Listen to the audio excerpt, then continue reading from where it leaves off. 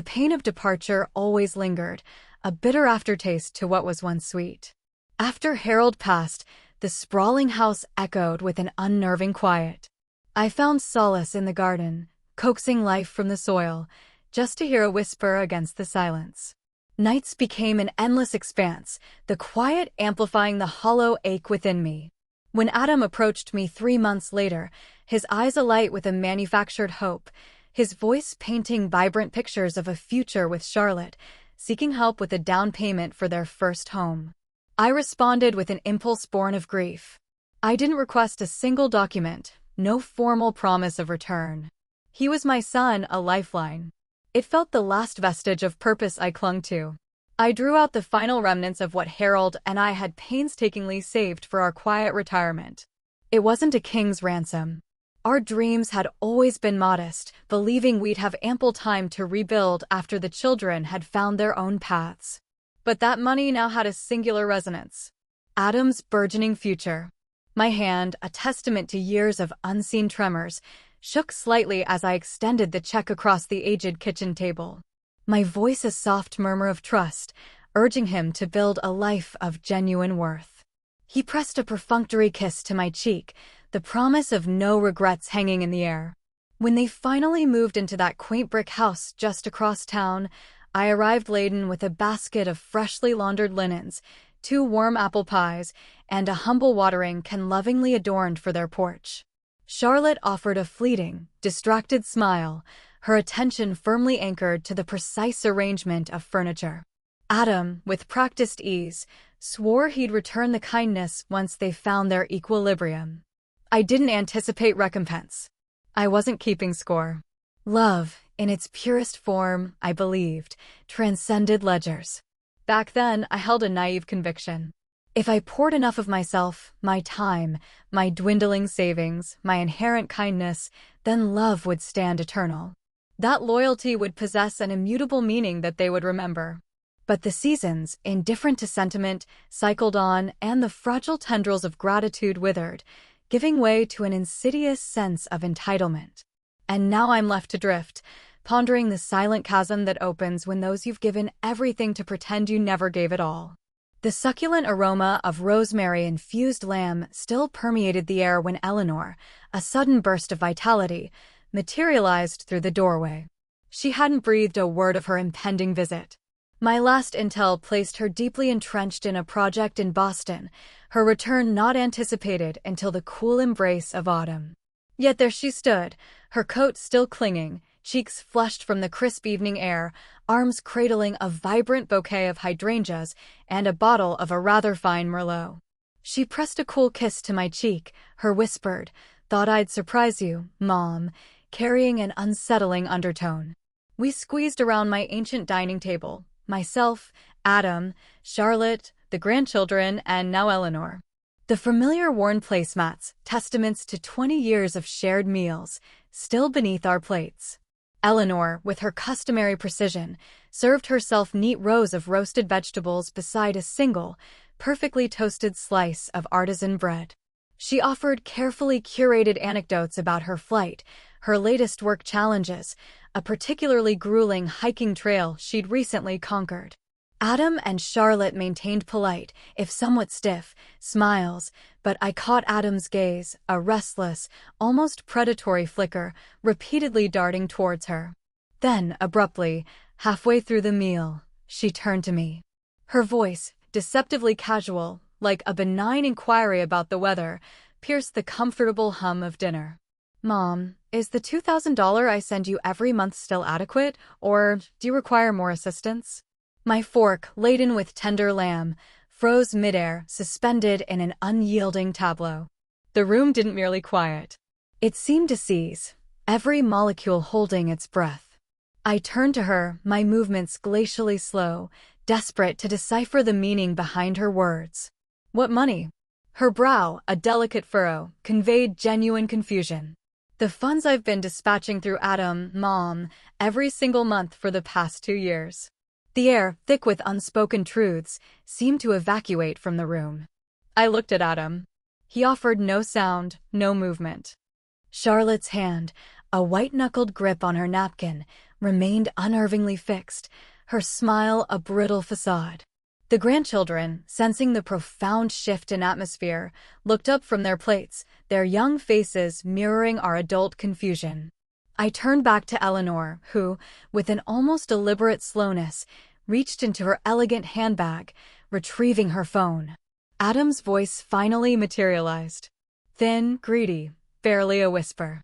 "We've been managing it, handling some of her expenses on her behalf for 2 years." Eleanor's voice was sharp now, a honed blade. "I explicitly instructed you to ensure she never had a single worry." My throat, a parched desert, refused to cooperate. My hands icy and unresponsive. All I could feel was a dull, sickening weight, a crushing pressure against my ribs. I stared at the son for whom I had once emptied my very last dime, and a chilling question solidified in my mind. How long had this elaborate deception, this profound betrayal, been playing out right under my unsuspecting nose? Why would my own child, my own flesh and blood, conceal this from me? What dark machinations had they woven around these stolen funds? After Harold's unexpected passing, the luxury of emotional collapse was simply not an option. Bills, relentless in their demands, scoffed at grief. The children were teenagers then. Eleanor already possessing a quiet maturity at 17. Adam just turning 20. I secured a second job at the bustling diner on Main Street, pouring lukewarm coffee for weary truckers before dawn. Then by night, folding endless piles of damp laundry at the nondescript motel nearby. Sleep came in snatched moments, mere fragments. I sacrificed birthdays, missed choir concerts, the eagerly anticipated fall play. I rationalized it, convincing myself it was a temporary measure, just until we regained some semblance of stability. The most arduous part wasn't the grueling physical labor. It was the constant performance, the meticulous concealment of my utter exhaustion, the pretense of unwavering composure, all to ensure my children clung to the belief that our world, though irrevocably fractured, remained fundamentally safe. I meticulously clipped coupons until my fingers cramped with the effort. I sold my cherished engagement ring the week the ancient furnace, with a dramatic wheeze, finally gave out. I clung to my simple wedding band, unable to sever that final tangible link to all I had lost. Eleanor, even at her tender age, learned to conjure meals from meager ingredients and stretch a budget before most girls her age grasped the rudiments of balancing a checkbook. She was always quiet, meticulously careful, and never ever voiced a single desire for anything beyond necessity. She earned her way into a prestigious college without a shred of financial assistance from me. She embraced scholarships, juggled multiple part-time jobs, and never once uttered a syllable of complaint. Adam, however, possessed an uncanny, almost preternatural talent for requiring more than we possessed. A minor fender bender, a missed credit card payment, a friend who conveniently borrowed money and vanished into thin air. Each time I, resourceful in my despair, found a way to cover it, reassuring myself he was merely navigating a particularly rough patch. He called me his rock, his voice imbued with a manufactured dependence, professing he wouldn't know what he'd do without me. I clung to those empty words, those fleeting reassurances, far longer than any sane person should have. Even when he and Charlotte decided to move in together, it was I who provided the hefty security deposit, who helped furnish their new place, who covered the initial, daunting bills during that challenging first year. Eleanor, once she secured her significant promotion out west, offered to dispatch financial assistance, but Adam vehemently insisted he would handle everything. "I'll manage the bills, Mom. It will be considerably simpler if the money flows through me. You've already done more than enough." I believed him. I desperately wanted to believe him. I convinced myself it was a profound sign of his burgeoning maturity, that he was finally blossoming, learning to stand independently, and as he'd always promised, take meticulous care of his aging mother. And when Eleanor called that initial month, her voice laced with concern, checking to ensure everything had seamlessly gone through, I lied. I told her yes, everything was absolutely fine. I didn't want her to harbor any concern. I certainly didn't want to admit that I hadn't seen a single solitary cent. Adam had explained he was using the funds to cover my soaring insurance premiums and the perpetually daunting property taxes, matters he adamantly stated he didn't want me to stress over. I acquiesced. I didn't demand receipts. I didn't insist on tangible proof because in the deepest, most vulnerable recesses of my heart, I desperately yearned to believe he was speaking the unvarnished truth. Had I, in my profound, aching desire to believe in his love, deliberately, foolishly ignored every stark, blazing warning sign? After the last lingering guest had finally departed, and the dishes in a deafening silence were meticulously stacked, Eleanor remained.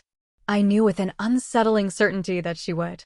Her gaze had barely strayed from Adam throughout the entire evening, watching him with an unsettling intensity, as if anticipating an inevitable fracture. I sat at the kitchen table, methodically wrapping leftovers, battling to keep my hands from betraying the violent tremor within me. She placed her phone between us, its screen a stark, luminous testament to her bank statements. There, she stated, her voice devoid of any discernible emotion. Every 15th of the month, precisely $2,000 for you, Mom. Sent directly to Adam's account, exactly as he had painstakingly instructed. I stared at the stark, irrefutable numbers, so precise, so damningly final. 25 separate deposits totaling an astronomical $50,000. My stomach churned, a cold, sickening knot forming deep within me. He explicitly told me you were struggling to keep up with the property taxes, she continued, her voice unwavering, that you were simply too proud, too fiercely independent to directly ask for assistance. I didn't want to cause you any embarrassment, so I reluctantly acquiesced. I truly believed he was acting with your best interests at heart. I looked at her, my steadfast, unwavering daughter, and felt something profound and brittle inside me utterly collapse. Eleanor, I whispered, the words barely audible, choked by emotion. I never saw a single cent. I had no idea you were sending anything at all. She was silent for a long, agonizing moment. Her face hardened, not with sorrow, but with something far sharper, more resolute, something akin to cold, implacable fury. They've been systematically lying to both of us, Mom. My breath hitched, caught somewhere between my chest and my throat.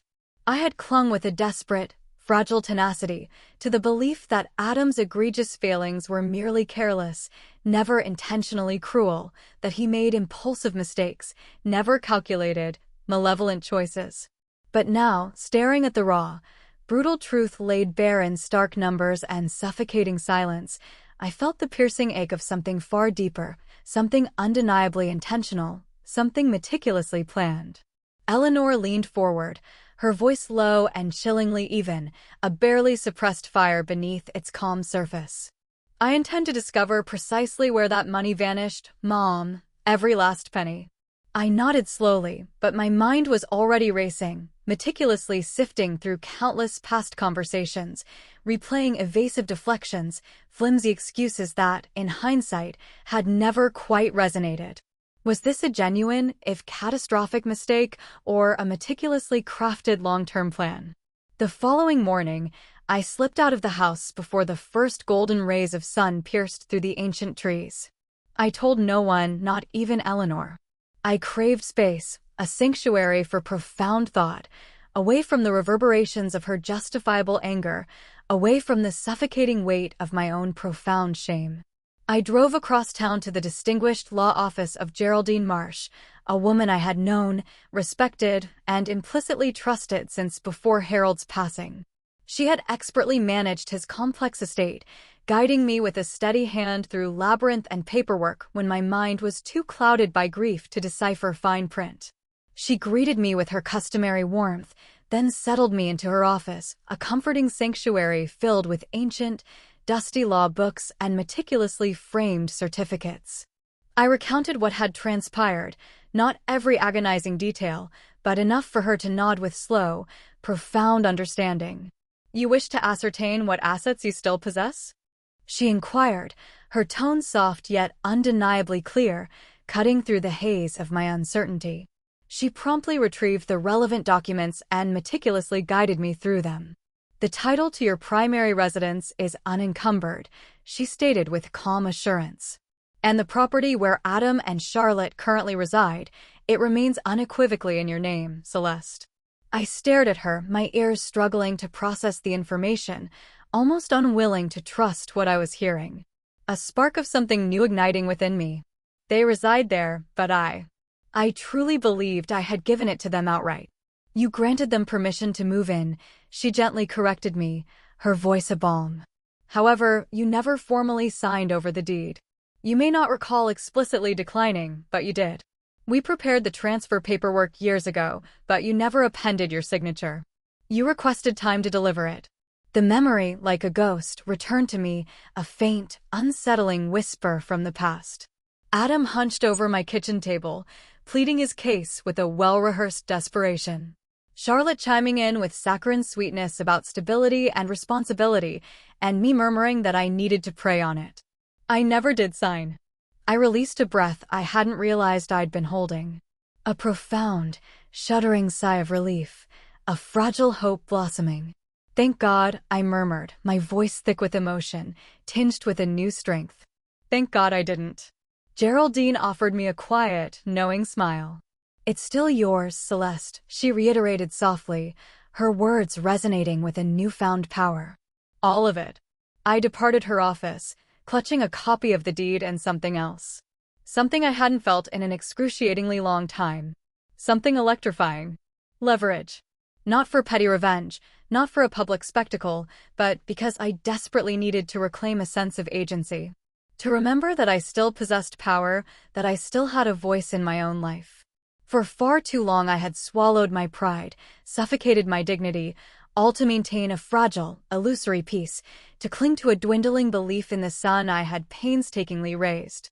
But now the unvarnished truth was laid bare before me, a stark, undeniable reality. Could I reclaim not only what was rightfully mine, but also my long-lost dignity? That Sunday, after the church service concluded, I lingered longer than usual outside. The sermon had centered on the virtue of humility, but the words barely pierced through the tumultuous cacophony of my thoughts. My mind had inexorably drifted back to Adam and Charlotte, to the raw, wounded expression on Eleanor's face when she revealed the devastating transfer receipts, to the crushing weight of the truth we had unearthed. I stood near the church steps, sipping lukewarm coffee from a flimsy paper cup, watching the congregation slowly disperse towards their vehicles. That's when Reverend Jonah, his kind face framed by his distinguished silver hair, approached me.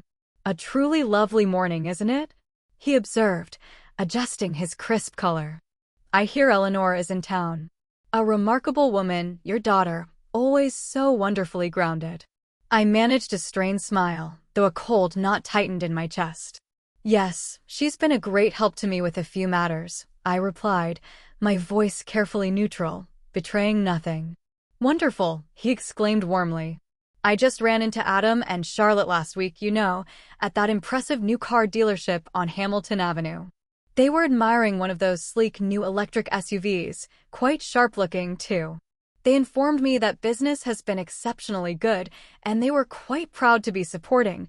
You said it was the very least they could do for their dear old mom." I offered no verbal response. I simply nodded politely, maintaining my carefully constructed smile just long enough for him to continue on his way. Inside, my breath had solidified into a block of ice, a silent scream. Later that afternoon, I called Eleanor out to the porch. We sat together in the gentle shade as a playful breeze rustled through the ancient oak trees. I relayed to her Reverend Jonah's words, the audacity of their public masquerade as devoted caretakers. How they had shamelessly exploited her money not merely to inflate their own lavish lifestyle, but to meticulously polish their public image, a grotesque distortion.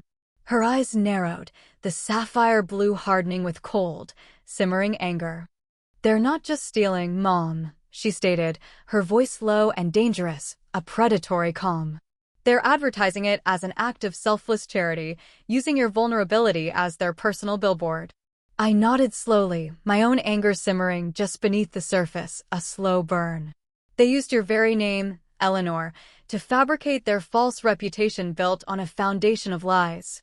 She pulled out her phone again, her fingers swiftly tapping through her meticulously saved emails and PDFs. I possess every single transfer record, every accompanying note. I will ensure that the appropriate individuals see them, and see them clearly. But I wasn't contemplating public exposure just yet. I was consumed by the memory of every church member who had ever told me how incredibly blessed I was to have such devoted children. Every time I had smiled and nodded, too mortified, too ashamed to contradict them, a silent accomplice to their deception. They hadn't just lied to me. They had brazenly lied about me.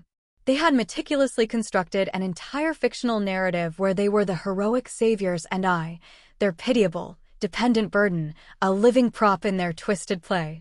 It wasn't merely about the money. It was about absolute, soul-crushing control. It was about standing in a crowded room, listening to them being lauded for a generosity they hadn't bestowed, while I stood beside them, applauding their deceit, utterly oblivious to the insidious truth. Now, with chilling clarity, I saw it all. The meticulously planned dinners, the unexpected drop-ins, the precisely choreographed gestures of shallow affection. It wasn't love. It was a calculated, grotesque performance, an unwitting audience of well-meaning neighbors, a grand stage of fabricated good intentions, a meticulously crafted script written in stolen benevolence. And I, bless me, had been their finest prop. Quiet, grateful, unaware. Not anymore.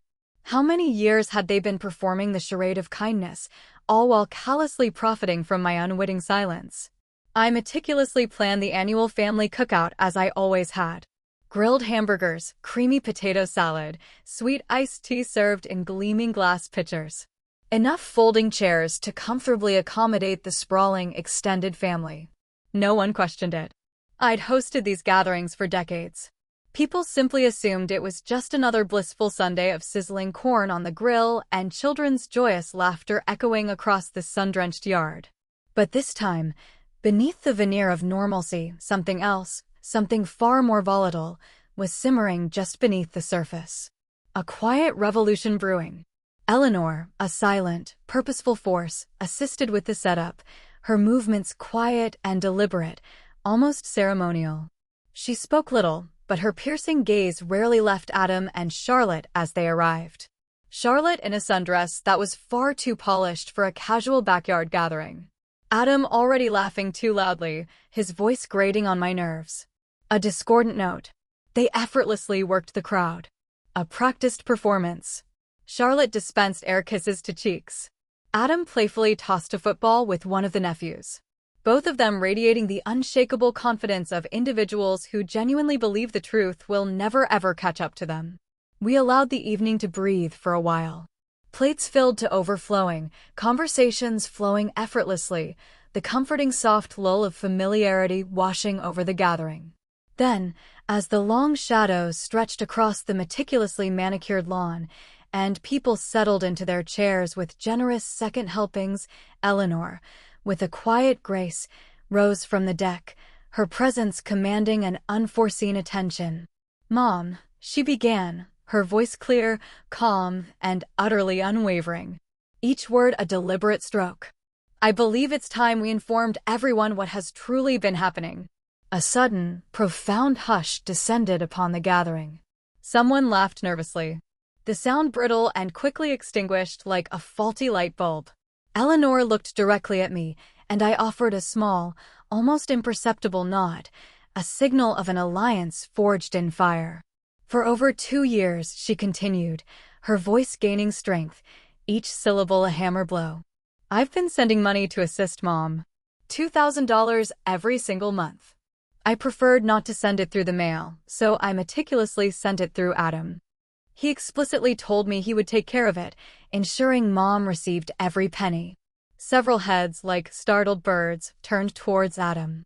He froze mid-sip of his drink, his face draining of color, a grotesque mask of shock. "I genuinely believed Mom was receiving it," Eleanor calmly continued, her gaze fixed on her brother, a laser beam of accusation, every single month until just last week, when I discovered she hadn't seen a single dime, not one. Charlotte, her carefully constructed composure fracturing, stood up first, a desperate, flailing gesture. Eleanor, that is a profoundly serious accusation, entirely baseless. Adam quickly interjected, his voice tinged with panic. A thin, reedy sound. There must have been a mix-up, something in the account routing. We've been managing so much. Bills, taxes, property upkeep. Perhaps some of it got delayed, an oversight, nothing more. Eleanor, with a gesture of elegant finality, held up her hand, a silent command. Then she reached into her purse and retrieved a neatly organized folder, a thin weapon. These, she announced, her voice resonating with chilling authority, are the transfer records. All of them, every single deposit to the account Adam explicitly provided, his very own account. And this, she unfolded another crisp page, its edges sharp, is a notarized agreement. He told me Mom was simply too overwhelmed to handle the money herself, that it would be significantly easier if he managed it for her own good. People leaned forward, their faces etched with a mixture of disbelief and dawning, horrified realization. Aunt Vera slowly, deliberately removed her oversized sunglasses, her eyes wide with shock. Uncle Don muttered something unintelligible beneath his breath, a low growl of disgust. No one, absolutely no one, was laughing now. I stepped forward into the center of the gathering, claiming my rightful space. My voice, though not overtly loud, carried with an unshakable clarity, each word landing like a carefully placed stone. For the record, I stated, my gaze sweeping across the stunned faces, I was not overwhelmed. I did not ask for assistance, and I certainly did not see a single penny of what Eleanor so generously sent. Charlotte's carefully constructed composure had entirely crumbled, her face now a mask of rigid blankness, a shattered illusion. Adam looked like a small, guilty child caught red-handed cheating on a test, too utterly shocked to construct even a credible lie, his eyes darting frantically. There's more, I continued, my voice steady, unwavering, much more. The house you are currently residing in, it is not yours. I verified the deed. It remains unequivocally under my name, legally and completely mine. More murmurs erupted, a collective gasp, a wave of shock rippling through the crowd. Someone somewhere dropped a fork, the clatter shockingly loud in the sudden, profound silence. You have 30 days to vacate the premises, I stated, my voice devoid of emotion. A cold, unwavering command. I will require the keys by the end of the month. No exceptions. No shouting, no dramatic outbursts, just unvarnished truth dropped into the center of the yard like a heavy stone plunging into still water, sending ripples of shock across every face, a seismic shift in their perception. Eleanor calmly sat down beside me, a silent pillar of support. I walked back to the grill, my movements deliberate, almost defiant. Conversations didn't immediately resume. People whispered, some casting furtive glances at Adam and Charlotte, others pointedly looking away, unable to meet their gaze. I flipped the last burger, the sizzle a sharp contrast to the hushed atmosphere, and closed the lid. The smoke curled lazily into the vast, indifferent sky, and for the first time in what felt like an eternity, I didn't feel like I had anything left to explain, anything to justify. My story at last was told. When your carefully crafted mask slips, can you ever truly reclaim the illusion, or does it shatter beyond repair? They didn't accept their fate with grace, not a single shred. Within mere days of the momentous cookout, Adam and Charlotte began an insidious campaign, meticulously planting seeds of doubt wherever they went. At the bustling local pharmacy, at the quaint post office in the heart of the town square, whispers circulated insidious rumors about me losing my memory, about mental confusion, about a cruel family betrayal orchestrated by a bitter, spiteful old woman. Charlotte even dissolved into theatrical tears at the women's group meeting, weeping about how they were being punished for their selfless attempts to help me, their manipulative act. But truth, unlike ephemeral gossip, possesses an uncanny ability to root itself deeper, to spread with an undeniable, unstoppable force. Eleanor, with her meticulous attention to detail, posted the irrefutable transfer records online, accompanied by a carefully worded, measured statement about what had truly transpired. She refrained from name-calling or baseless accusations. She simply stated the unadorned facts, clear and undeniable. Community pillars, including the respected Reverend Jonah and the formidable Mrs. Kim from the library board, quietly yet powerfully liked and shared her post, amplifying the truth. They had known me for too long, witnessed my unwavering character for too many years to succumb to the new distorted narrative being aggressively peddled by Adam and Charlotte. Within a single week, Charlotte was quietly asked to step down from the prestigious fundraiser committee she chaired, her influence crumbling. "We are looking to rebuild public trust," they politely yet firmly stated, their words a thinly veiled dismissal. Adam's weekly poker group simply stopped calling, the silence a stark repudiation. The man who had once been welcomed into every social circle suddenly found closed doors instead of warm invitations, his reputation in tatters. I offered no response. I didn't feel the need to correct their blatant lies or to defend my actions. I simply continued with the serene rhythm of my days. Grocery shopping on Tuesdays, meticulously tending to my thriving tomato plants, waving with genuine warmth at neighbors I had known since before my children were even born. When people, their faces etched with curiosity or concern, inquired about my well-being, I would simply smile, a soft, serene expression on my face, and reply, "Better. Thank you. Much, much better." There were moments when I would catch Adam watching me from his car, parked conspicuously across the street, as if desperately attempting to gauge the depth of the wound I had inflicted upon him. But I felt nothing sharp in return. No burning hatred, no vengeful desire to inflict reciprocal pain, only the soft, liberating relief of distance, of severance, a quiet triumph. Sometimes the most enduring form of justice isn't found in bitter retaliation, but in the profound act of simply stepping out from under the crushing weight they had foolishly assumed you would carry forever.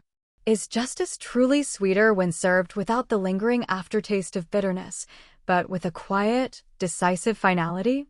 I moved into the small, charming cottage in early spring, precisely as the delicate dogwood blossoms began to unfurl their petals, a symbol of new beginnings.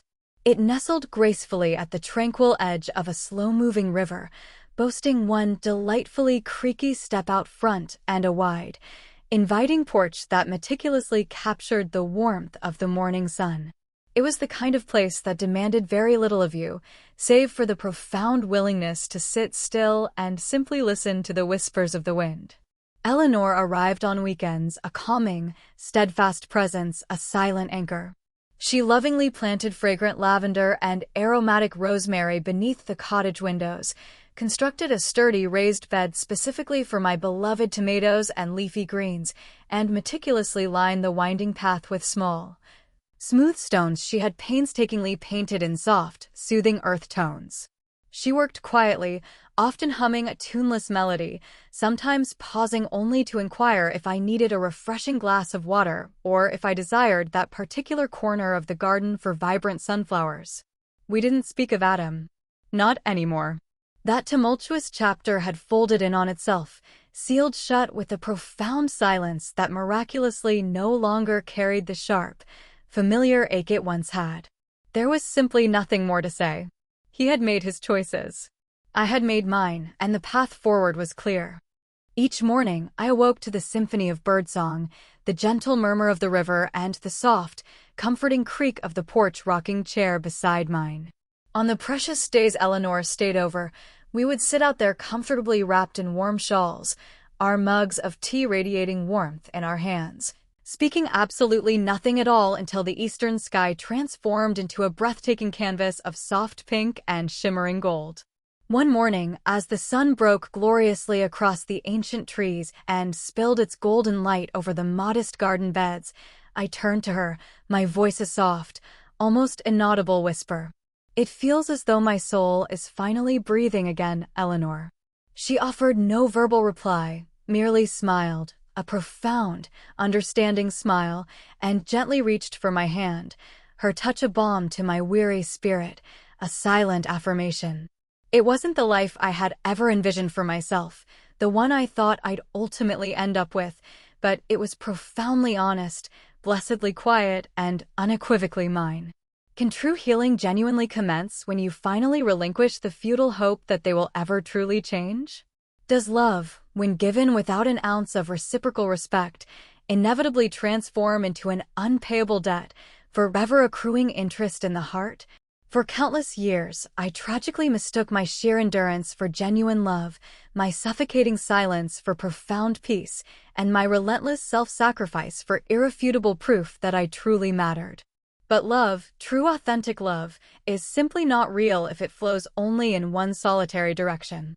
I have finally ceased my desperate attempts to collect from those who never in their hearts intended to give, who only ever perceived what I could offer, never truly seeing who I fundamentally was. I have learned with a profound and liberating clarity that dignity is not something that is forcibly taken from you. It is rather something you willingly surrender. And I have painstakingly, thread by precious thread, taken mine back. Not with burning anger, not with vengeful retribution, but with a quiet, resolute clarity, a reclaiming of self.